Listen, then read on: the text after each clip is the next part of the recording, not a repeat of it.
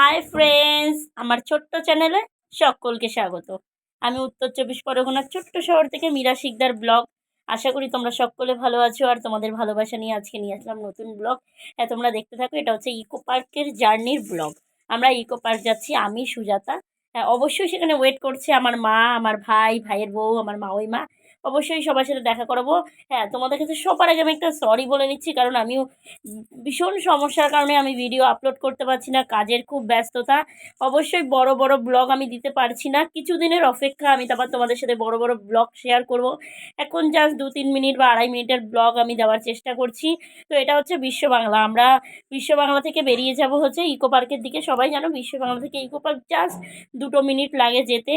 তো দেখো, এই বিশ্ব বাংলাটাও তোমাদের সাথে একটু শেয়ার করে নিলাম। অনেকেই এখানে আসতে চাও, যারা দূর দূর প্রান্ত থেকে আসতে পারো না, সেই কারণে আমি তোমাদের সাথে শেয়ার করলাম। দেখো, আমি কিন্তু ইকো পার্কে চলে এসেছি।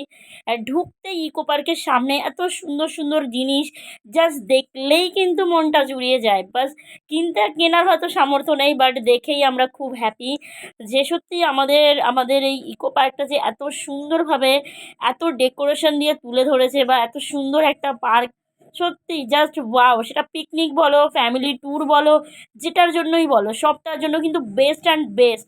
তো দেখো, ফাইনালি আমি 3 নাম্বার গেটের টিকিটটা কেটে নিলাম। হ্যাঁ, এখানে রয়েছি আমি আর সুজাতা, বাকি সবাই ভেতরে আছে। তো দেখো, আমরা এই যে চলে যাচ্ছি 3 নাম্বার গেটের দিকে। তো এটাই বলবো যে সবাই আসো প্লিজ এই উইন্টারে।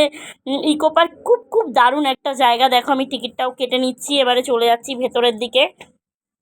ব্লগটা অনেক অনেক মিনি ব্লগ, এরপরে আমি স্টেপ বাই স্টেপ সবটা তোমাদের সাথে শেয়ার করব।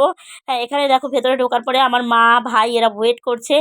জাস্ট আমরা গিয়েই লাঞ্চ সেরে নেব, কারণ হচ্ছে আমরা অলরেডি দক্ষিণেশ্বর ঘুরে এসেছি আজকে দিয়ে। দক্ষিণেশ্বর থেকে ডাইরেক্ট আমরা চলে এসেছি ইকো পার্কে। তো হচ্ছে সময়ের খুবই সমস্যা, তার জন্য এখানে লাঞ্চ সেরে নিয়ে তারপরে কিন্তু আমরা পুরোটা ঘুরে দেখব। 3 নাম্বার গেট, যেরকমটা বাটারফ্লাই জায়গাটা দেখব, প্লাস হচ্ছে তাজমহল দেখব, সবটা তোমাদের সাথে শেয়ার করব। বাট স্টেপ বাই স্টেপ, কারণ আমি লং ভিডিও দেওয়ার সময় পাচ্ছি না। সত্যি কথা বলতে, তোমরা জানো আমি যেভাবে খাটি, যেইভাবে কষ্ট করছি কাজ, সবাই বুঝতেই পারো। সেই কারণে বলছি, প্লিজ প্লিজ তোমরা সবাই ভিডিওটা দেখো। আর কার কেমন লাগে, প্লিজ কারোর যদি ইকো পার্কে আসতে ইচ্ছা করে অবশ্যই আমাকে কমেন্ট করে জানিও। আমি তোমাদের বলবো কিভাবে আসলে তোমরা প্রপারলি সঠিকভাবে ইকো পার্কে পৌঁছাতে পারবে। এই দেখো সুজাতা, আমরা দুজনে খুব আনন্দ করেছি। হ্যাঁ, এই যে দেখো ফ্যামিলি বসে আছে, আমার মা, ভাই, ওরা কিন্তু আমাদের জন্য 1 থেকে 1.5 ঘন্টা ওয়েট করছে, কারণ ওরা এসছে আলাদা রুটে, আমরা এসছি আলাদা রুটে। গিয়েই দেখি পিৎজা মানে আমাদের জন্য রেখে দিয়েছে, ওরা খেয়েছিল।